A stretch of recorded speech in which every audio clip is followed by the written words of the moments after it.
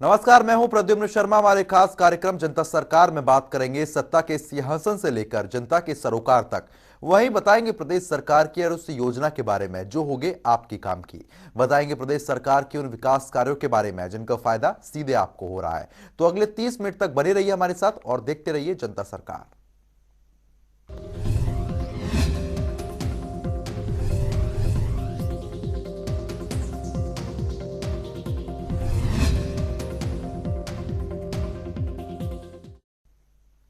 हरियाणा के मुख्यमंत्री मनोहर लाल ने सोमवार को नीलोखेड़ी के अंजनथली में महाराणा प्रताप हॉर्टिकल्चर यूनिवर्सिटी के पास प्रदेश के 7वें इंटीग्रेटेड पैक हाउस कम क्रॉप कल्चर सेंटर का उद्घाटन किया है, जहां कृषि मंत्री जेपी दलाल समेत कई गणमान्य लोग मौजूद रहे।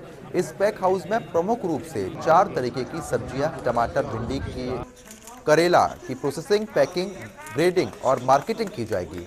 इस प्रोजेक्ट पर 5.5 करोड़ की लागत आई है। वहीं किसानों को संबोधित करते हुए मुख्यमंत्री ने कहा कि पैक हाउस के बनने से किसानों की आय में बढ़ोतरी होगी। उन्होंने कहा कि जब मार्केट में मंदी हो तब किसान अपने उत्पाद को स्टोर करके बाद में बढ़े हुए दामों पर बेच सकते हैं। वहीं उन्होंने कहा कि प्रदेश में अब तक 7 पैक हाउस बनाए गए हैं, 50 पैक हाउस और बनाए जाएंगे और इसमें हम पर्याप्त सब्सिडी भी देंगे। वहीं सीएम ने कहा कि हमारा उद्देश्य अंतिम व्यक्ति का उत्थान करना है। हर व्यक्ति की आमदनी बढ़ाने पर काम कर रहे हैं, चाहे वो आम आदमी हो या फिर किसान। इसके साथ ही मुख्यमंत्री मनोहर लाल ने कार्यक्रम में प्रगतिशील किसानों के लिए 2 पोर्टल लॉन्च किए। जो एक सहायता के रूप में प्रधानमंत्री जी का वो एक लक्ष्य कि हमको देश के किसान की आय को डबल करना है, उस नाते से बहुत नए नए आयाम देश भर में भी लागू किए जा रहे हैं, जो सब प्रदेशों में लागू होते हैं। इसके अतिरिक्त हम अपने प्रदेश में भी कई नई योजनाएं बना करके और समाज का वो वर्ग जो किसी एक सीमा से भी नीचे है, ऐसे समाज के वर्ग को आर्थिक दृष्टि से एक प्रकार से उनको इस योग्य बनाना कि अपने परिवार का जीवन यापन ठीक से कर सकें, तो हमने कई योजनाएं चलाई हैं। उसी के अंतर्गत आज ये जो हम देख रहे हैं कि एक पैक हाउस कम कोल्ड स्टोरेज और कम प्रोसेसिंग सेंटर ऐसा प्रोजेक्ट है जिस पर लगभग 5.5 करोड़ रुपए की लागत इसमें आई है। 4 करोड़ के आसपास इसमें सब्सिडी है। बाकी पैसा जो है ये यहाँ जो एफपीओ बना है, 170 किसानों का ये एफपीओ है। इस एफपीओ के सब किसानों को इसका लाभ होगा। अपनी सब्जियां, अपने फल यहाँ रख सकेंगे और समय पर जब अच्छी कीमत बाज़ार में मिलती है तब उसको बेच सकेंगे। उसकी प्रोसेसिंग भी कर सकते हैं, उसकी पैकिंग भी कर सकते हैं, ताकि उसको मार्केट में, चाहे देश की मार्केट हो चाहे विदेश की मार्केट, उसमें बेचा जा सके। ऐसा ये 7वां पैक हाउस आज जो है ये बनाया जा रहा है। हमारा टारगेट है 50 इस प्रकार के पैक हाउस बनाने की, ताकि किसानों की एक प्रकार से जो छोटी जोत का किसान है उसकी आय बढ़ सके और इसमें जो एम्प्लॉयमेंट मिलेगा वो भी जो गरीब परिवार हैं, छोटा किसान है अथवा एग्रीकल्चर लेबर है, ऐसे लोगों को इसमें रोजगार भी मिलेगा। तो इस प्रकार से आय बढ़ाने का एक ये साधन आज ये 15 जो है किसानों का ही है। किसानों की एक सामूहिक एक ऑर्गेनाइजेशन है और उसमें उनका लाभ हानि किसानों का ही होगा। हम तो सरकार की ओर से सब्सिडी देते हैं और एक बार सब्सिडी देने के बाद इसको अपने पैरों पर खड़ा होने के लिए एक जो इनकी ट्रेनिंग है, बाकी चीज़ें हैं, मार्केटिंग है, वो सब कराएंगे। एक फैसिलिटी इंफ्रास्ट्रक्चर बन गया है। अब तो किसान इसको चलाएंगे और किसान इसका लाभ उठाएंगे।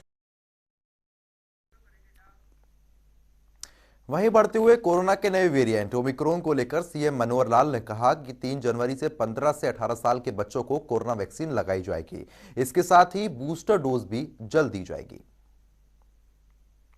मैं इस विषय में प्रधानमंत्री जी का धन्यवाद करता हूं कि ये जो बढ़ता हुआ कोविड का प्रकोप तीसरी लहर का जो शुरू हो गया है, इस समय पर उन्होंने इस बात की चिंता की है कि जो 15 वर्ष से 18 वर्ष के बच्चे हैं उनको भी वैक्सीन का इंजेक्शन 3 तारीख से वो शुरू हो जाएगा। और जितने भी हमारे 15 वर्ष से लेकर के 18 वर्ष के ऐसे हरियाणा के हमारे जो बालक होंगे, छात्र छात्राएं होंगी, इनकी संख्या लगभग 12 से 14 लाख होगी प्रदेश में। इनको बहुत जल्दी कोविड का पहला टीका लग जाएगा। और जहाँ तक 2 टीके की बात है उसमें भी सेकेंड डोज, फर्स्ट डोज तो हमारी 95% से ऊपर हो गई है, सेकेंड डोज भी लगभग 65% हो गई है।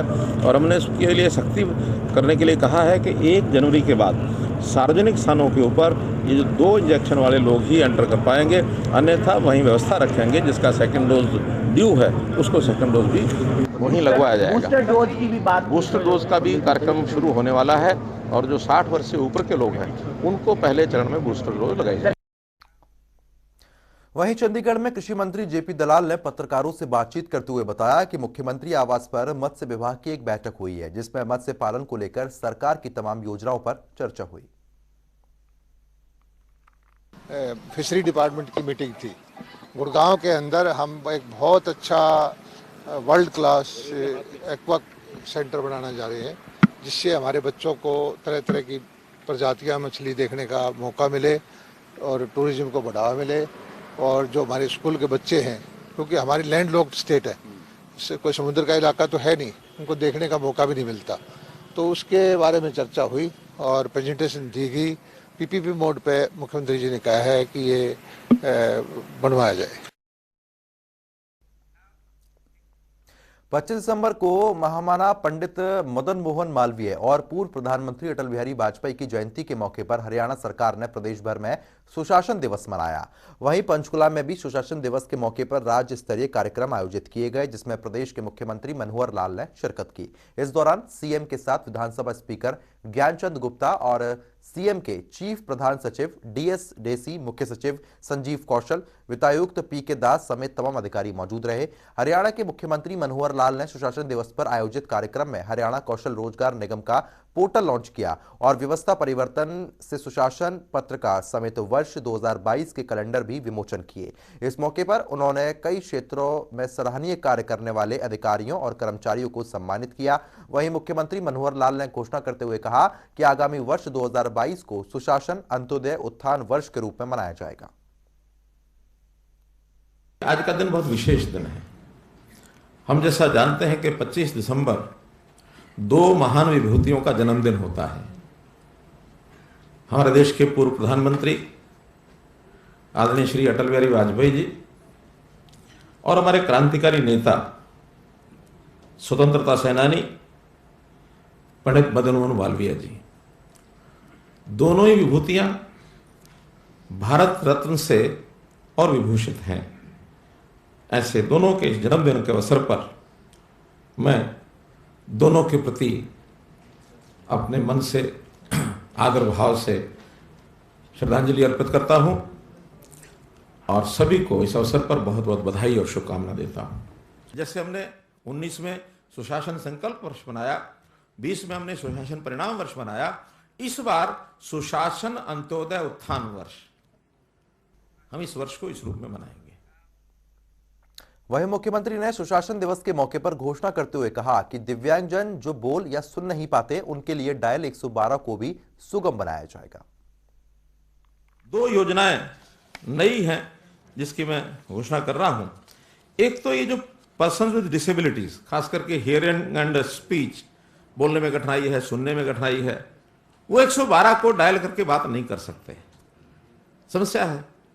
तो विचार किया कि इनके लिए क्या करें, उनको भी एक प्लेटफॉर्म देने की बात आज विचार हमने की है, जिसकी मैं घोषणा कर रहा हूं कि उनको एक सूचना दी जाएगी कि 112 पर या तो एक सिंपल 1-2 शब्दों का एसएमएस कर दें, ताकि एसएमएस आते ही इधर से एक जो वीडियो कॉल है ये उनको की जाएगी, या कोई व्हाट्सएप कर दें ताकि सूचना मिलते ही यहां से वीडियो कॉल उस व्यक्ति को उसके पास मोबाइल होना चाहिए, ये सुविधा लेने के लिए इतना प्रबंध उसको करना पड़ेगा। वीडियो कॉल करके फिर हम 112 में सफिशिएंट जितनी आवश्यकता है कर्मचारी जो साइन लैंग्वेज समझते हैं, साइन लैंग्वेज समझने वाले उनको बैठाएंगे, और ताकि साइन से वो अपनी बात, क्योंकि उनकी अपनी साइंस की लैंग्वेज है और वो लैंग्वेज में वो लोग एक्सपर्ट होते हैं, वैसे ही एक्सपर्ट हमको यहां बैठाने पड़ेंगे ताकि उनको शिकायत को सुन के और फटाफट अपनी बात करके 112 जो भी हमारी गाड़ी सुविधा है उसको कहें ताकि वो पहुंच सके। इसके साथ ही सीएम मनोहर लाल ने आर्म्स लाइसेंस का आवेदन करने के लिए रोहतक और पंचकुला में एक पायलट प्रोजेक्ट शुरू करने की भी घोषणा की है, जिसके तहत आर्म लाइसेंस की फाइल फिजिकल तौर पर नहीं बल्कि ऑनलाइन जमा होगी। मुख्यमंत्री ने कहा कि आर्म लाइसेंस की पुलिस वेरिफिकेशन की आरटीएस के दायरे में लाया जाएगा। आज एक योजना और हमने विचार की है। एक समस्या है बड़ी, आर्म लाइसेंस लेने के लिए होड़ लगी रहती है लोगों में, तो हम तय कर रहे हैं 2 जिलों से पायलट प्रोजेक्ट शुरू कर रहे हैं, रोहतक और पंचकुला। इन 2 जिलों में आम लाइसेंस की फिजिकल एप्लीकेशन नहीं देंगे, कोई एंटरटेन नहीं करेगा, ऑनलाइन एप्लीकेशन होगी और ऑनलाइन ही उसके आगे के जो काम है, उसकी प्रोसेस है, वो सारी बनाई जाएगी। उसमें एक ही प्रोसेस जो पुलिस की वेरिफिकेशन है, उसको भी आरटीएस के अंतर्गत लाएंगे कि इतने दिन में वेरिफिकेशन हो ही जानी चाहिए। हाँ, पुलिस ने रिजेक्ट करना है या उसको एक्सेप्ट करना है, ये उस वेरिफिकेशन के ऊपर निर्भर करता है, लेकिन आरटीएस के माध्यम से ही उनको उत्तर मिलेगा और उनको लाइसेंस बनना होगा तो बनेगा, नहीं बनना होगा तो रिजेक्ट होकर उनको पत्र चला जाएगा।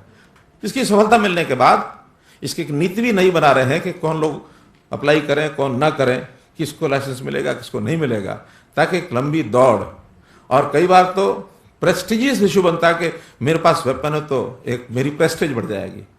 उस विषय को हम कम से कम डिस्करेज करना चाहते हैं कि प्रेस्टिज का विषय नहीं है, सुरक्षा का विषय है केवल। तो सुरक्षा के नाते जिसको लाइसेंस की आवश्यकता होगी वो लाइसेंस उनको ये दिलवाया जाएगा। मुख्यमंत्री ने घोषणा करते हुए कहा कि जनवरी से परिवार पहचान पत्र के माध्यम से राशन मिलेगा और पीडीएस के लिए अब राशन कार्ड ले जाने की आवश्यकता नहीं होगी। उन्होंने कहा कि परिवार के सदस्य बढ़ने या घटने का हिसाब भी परिवार पहचान पत्र में होगा। इसके साथ ही मुख्यमंत्री ने भारत रत्न पूर्व प्रधानमंत्री अटल बिहारी वाजपेयी जी को याद में गुरुग्राम में एक स्मृति पार्क बनाने की भी घोषणा की। पीडीएस की एक नई योजना, इसकी मैं अनाउंसमेंट कर रहा हूं कि हमारे जो राशन कार्ड हैं, अभी वो छप करके जाते हैं, वही लेके जाता है पीडीएस की दुकान पर, उसी हिसाब से राशन लेके आता है। लेकिन जनवरी महीने का जो राशन है अब चेंज करके केवल वहां उसने परिवार पहचान पत्र बताना है और परिवार पहचान पत्र के हिसाब से जो उसमें नंबर ऑफ मेंबर्स होंगे उसके हिसाब से उसको राशन मिल जाएगा। उसको अपना राशन कार्ड अलग से नहीं ले जाना है। अगर उस परिवार के सदस्य कम हो जाएंगे तो कम का मिलेगा, ज्यादा हो जाएंगे तो ज्यादा का मिलेगा। कम ज्यादा कैसे होंगे? हमने डेथ रजिस्ट्रेशन ये भी एक प्रकार से जरूरी कर दी है। उसका सिस्टम बन गए हैं कि डेथ रजिस्ट्रेशन होते ही, चाहे उसी दिन नहीं तो एक नंबर ऑफ डेज कुछ तय होंगे उसके, उस दिन तक वो रजिस्ट्रेशन हो जाएगा। वो होते ही परिवार पहचान पत्र से उसका नाम कम हो जाएगा।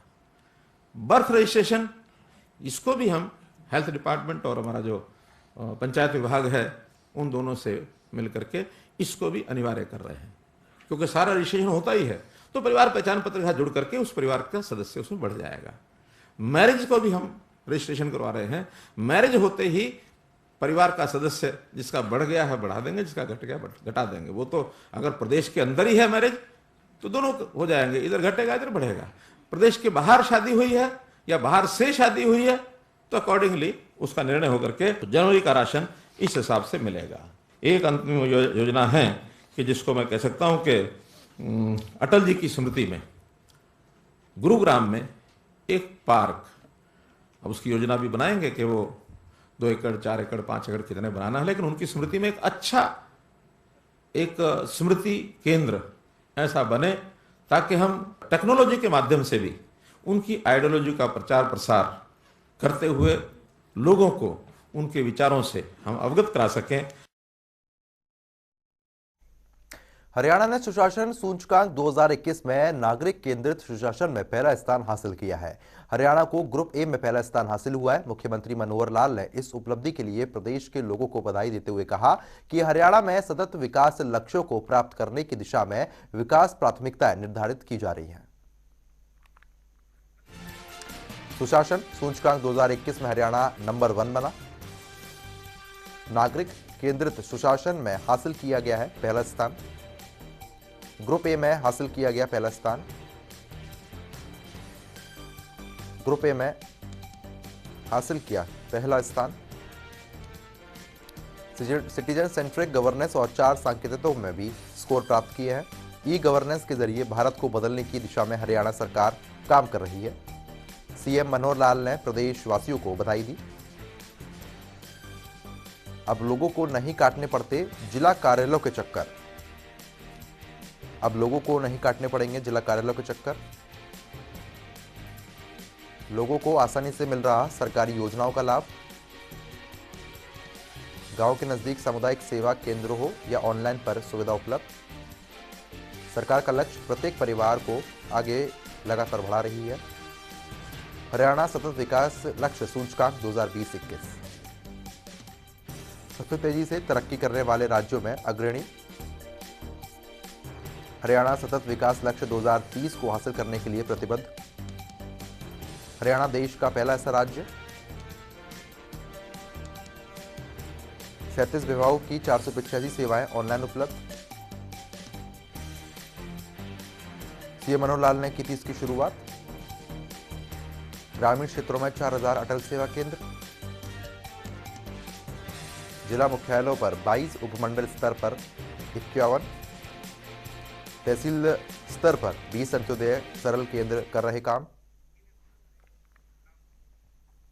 और वहीं हरियाणा ओलंपिक एसोसिएशन के नवनियुक्त प्रधान खेल राज्य मंत्री संदीप सिंह आज पेहुआ के दौरे पर पहुंचे, जहां पहुंचकर उन्होंने मंदिर में पूजा अर्चना की और गुरुद्वारे में मत्था टेका, जिसके बाद उन्होंने मीडिया से बातचीत करते हुए कई मुद्दों की जानकारी दी। इस दौरान उन्होंने बताया कि एसोसिएशन और सरकार का उद्देश्य है कि बच्चों को उनका अधिकार मिले। इसके साथ ही उन्होंने कोरोना के नए वेरिएंट ओमिक्रॉन को लेकर लोगों से अपील करते हुए कहा कि भीड़ भाड़ वाले इलाकों में जाने से परहेज करें, साथ ही कोविड नियमों का पालन करें। वहीं उन्होंने कहा कि जल्द ही पेहुआ में बने नवनिर्मित अस्पताल का शीघ्र ही मुख्यमंत्री से समय लेकर उद्घाटन कराया जाएगा।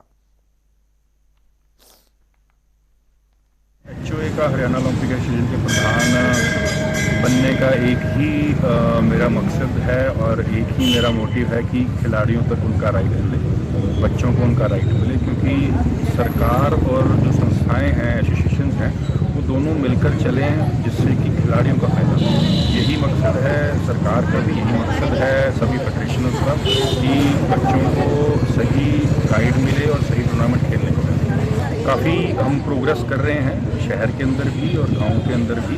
शहर के अंदर हमारा लगातार जो वार्ड के अंदर कोई दिक्कत आती है, गलियां, सड़कें और स्पेशली जो गांव के अंदर आज जो लोग हैं, जो PWD की सड़कें हैं उसके ऊपर वाइट लाइनिंग की जगह येलो लाइनिंग, जो आज की सबसे बड़ी डिमांड है क्योंकि धुंध का भी समय चल रहा है। और साथ ही में गांव के अंदर जितने भी प्रोग्रेसिव काम हैं, चाहे वो छोटे हैं चाहे वो बड़े हैं, वो काम चल रहे हैं। शहर के अंदर हमारा मेन अभी हॉस्पिटल बिल्कुल रेडी हो चुका है, उसको ये भी माननीय मुख्यमंत्री जी बहुत जल्दी से भी उद्घाटन भी करेंगे। और साथ में यहाँ पर जो वार्ड के अंदर जितनी भी गलियाँ हैं, क्योंकि गलियों का काम जो है वो बहुत जरूरी है और जितनी सफाई का काम है वो टेंडर भी हमने करवा दिया है। यहाँ पर और भी कई नई चीज़ें लेके आ रहे हैं दूसरे वक्त। देखिए, ओमिक्रॉन बेसिकली एक कह सकते हैं कि एक कोविड का जो कोविड-19 जिसको हम कहते थे कोरोना, उसका ही एक छोटा पार्ट कह सकते हैं जो सिम्टम नज़र आ रहे हैं। लेकिन फिर भी माननीय प्रधानमंत्री जी ने भी कहा है कि सेफ्टी रखें अपने साथ, ज़्यादा गैदरिंग ना करें और धीरे धीरे इसको दोबारा से जिस तरह हमने कोरोना के साथ लड़कर सभी ने अपने परिवार को अपने उसको बचाया है। और जिन परिवारों में हादसे हुए हैं, जिन परिवारों में कोरोना के कारण जिनकी डेथ हुई है, उनसे जाकर पूछें कि सेफ्टी क्या होगी। तो उसी तरीके हमें अपनी सेफ्टी रखनी है। आप मीडिया के माध्यम से भी मैं चाहूँगा कि आप लोग भी सेफ्टी रखें, क्योंकि आप लोग हर जगह जाते हैं और बाकी गैदरिंग जो है वो कम से कम कि उसको काफ़ी अच्छे रूप में लेके जाएंगे। और माननीय मुख्यमंत्री जी का विज़न यही है कि जो जो ऐसे महोत्सव होते हैं वो महोत्सव भव्य रूप में हों और अच्छे हों। वहीं पेहुआ के डीएवी पब्लिक स्कूल के वार्षिक खेल प्रतियोगिता के समापन अवसर पर खेल राज्य मंत्री संदीप सिंह बतौर मुख्य अतिथि पहुंचे, जहां उनका फूल मालाओं से जोरदार स्वागत किया गया। वहीं खेल राज्य मंत्री संदीप सिंह ने दीप प्रज्वलित कर कार्यक्रम का शुभारंभ किया। इस दौरान कई खेल प्रतियोगिताएं जारी रखी गई, जिसमें स्कूल के लगभग 1500 बच्चों ने हिस्सा लिया है, जिसमें से 200 से ज्यादा बच्चों ने प्रथम, द्वितीय और तृतीय स्थान हासिल किया और विजेता बच्चों को खेल राज्य मंत्री संदीप सिंह ने पुरस्कार भी दिए। इस दौरान संदीप सिंह ने विजेता बच्चों को ट्रैक सूट देने की भी घोषणा की।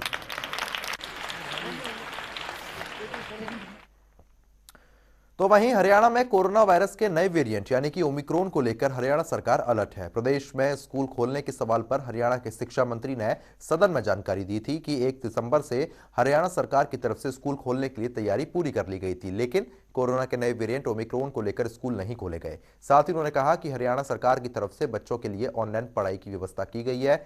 इसके साथ ही उन्होंने कहा कि शीतकालीन सत्र के दौरान सदन में सीएम मनोहर लाल ने विपक्ष के हर सवाल का सटीक जवाब दिया।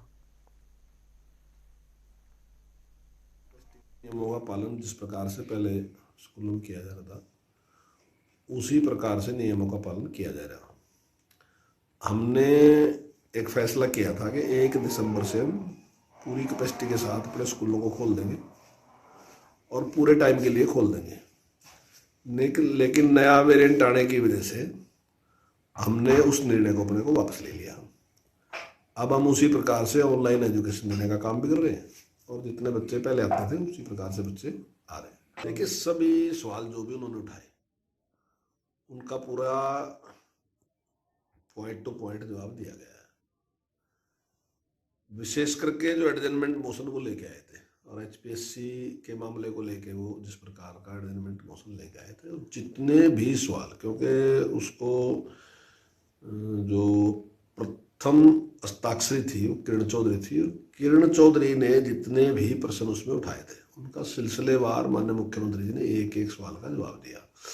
उसके बाद डिस्कशन में जो भी बात उन्होंने उठाई उसका सारी का पूरी से जवाब दिया गया। और एडजमेंट मोशन जो होता है वो 2 घंटे के लिए होता है, लेकिन सरकार ने उस पर 3.5 घंटे तक चर्चा की। 3.5 घंटे के बाद भी कांग्रेस के लोग ही हाउस को छोड़ गए। हरियाणा के कैबिनेट मंत्री रणजीत सिंह ने सिरसा के बरनाला रोड पर लोगों की समस्या सुनी और कई समस्याओं का मौके पर ही समाधान किया। इस दौरान कैबिनेट मंत्री रणजीत सिंह ने कहा कि हरियाणा में अब गांव और शहरी उपभोक्ताओं को बिजली के बिल डिजिटली भुगतान करने पर अतिरिक्त लाभ दिया जाएगा। वहीं रणजीत सिंह चौटाला ने कहा कि डॉक्टर्स के मुताबिक ओमिक्रॉन इतना घातक नहीं है, फिर भी सावधानी बरतने की जरूरत है, जिसे देखते हुए हरियाणा में कुछ प्रतिबंध लगाए गए हैं। उन्होंने कहा कि इस बार स्वास्थ्य इस तरीके से होना चाहिए कि लोगों को आर्थिक नुकसान ना उठाना पड़े। साथ ही साथ अपने आने वाले समय को लेकर भी चिंतन जरूर करें। परिस्थितियों के हिसाब से निर्णय आने वाले समय में लिया जाएगा।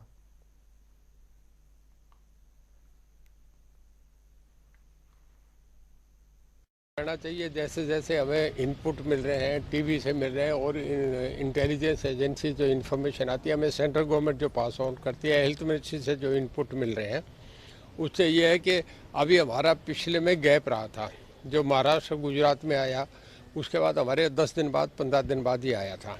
पहले दिल्ली में आना शुरू हो गया था, फिर गुड़गांव में आया, फिर यहाँ बाकी जगह आया था। तो थोड़ा दिल्ली में केसेज आए हैं, अभी इतनी वो नहीं है, पर कभी भी बढ़ सकते हैं। इसकी हालांकि जो डॉक्टर्स का ओपिनियन है, इससे कोई हम फाइनल तो नहीं कह सकते कि इतना ये डेडली नहीं है, पर इसकी स्प्रेड पावर बहुत ज़्यादा है, उससे पहले से 3 टाइम्स to 7 टाइम्स है। तो वहीं फरीदाबाद में स्मॉल इंडस्ट्रीज एसोसिएशन की वार्षिक मीटिंग हुई। इस बैठक में मुख्य अतिथि के तौर पर कैबिनेट मंत्री मूलचंद शर्मा ने शिरकत की। इस दौरान उद्योगपतियों ने कैबिनेट मंत्री मूलचंद शर्मा का पुष्पगुच्छा देकर स्वागत किया। वहीं मूलचंद शर्मा ने कहा कि बीजेपी राज में प्रदेश के लोगों को आगे बढ़ाने के लिए बेहतर प्रयास किए जा रहे हैं। साथ ही औद्योगिक नगरी का करीब 127 करोड़ की लागत से विकास कराया जाएगा, जिसका कार्य शुरू हो चुका है।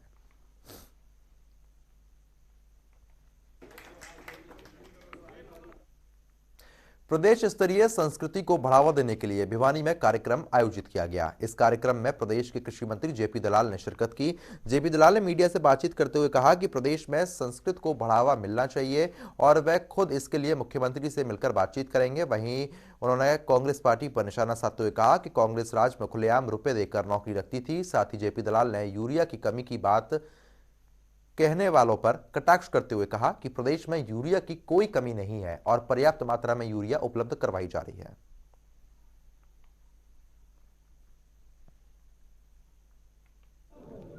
विपक्ष के पास कहने के लिए कुछ नहीं है। हम नीतियां बना करके पारदर्शी तरीके से जनता की सेवा कर रहे हैं। हमारे ज़माने में वो प्रथा नहीं है जो कांग्रेस के वक्त में होता था। गरीब आदमी के प्रतिभाशाली बच्चा जो टॉपर होता था उसकी नौकरी को छीनकर कोई पैसे वाले धनवान का बेटा खरीद ले जाता था। वो हमारी सरकार में नहीं होता। हम जिसका हक है उसी को देते हैं और बेईमानी जो करता है उसको सज़ा देते हैं।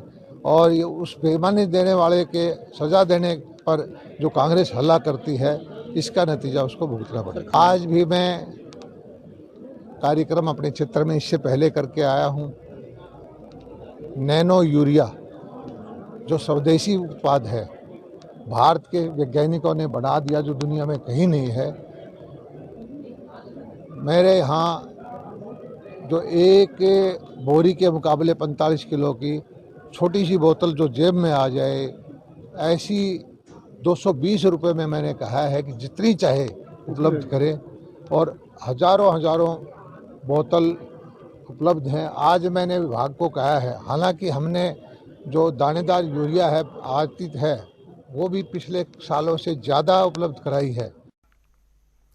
फरीदाबाद में विधायक राजेश नागर ने कई इलाकों का दौरा किया। विधायक राजेश नागर के पहुंचने पर पार्टी कार्यकर्ताओं और ग्रामीणों ने उनका स्वागत किया। वहीं विधायक राजेश नागर ने डिस्कवरी पार्क सोसाइटी का दौरा भी किया, साथ ही लोगों की समस्या सुनी और मौके पर ही कई समस्याओं का निपटारा किया। ग्रामीणों ने विधायक राजेश नागर को सीवरेज और बिजली समेत तमाम समस्याओं के बारे में जानकारी दी और मौके पर ही विधायक ने अधिकारियों से फोन पर बातचीत कर समस्याओं का निपटारा करने के आदेश दिए।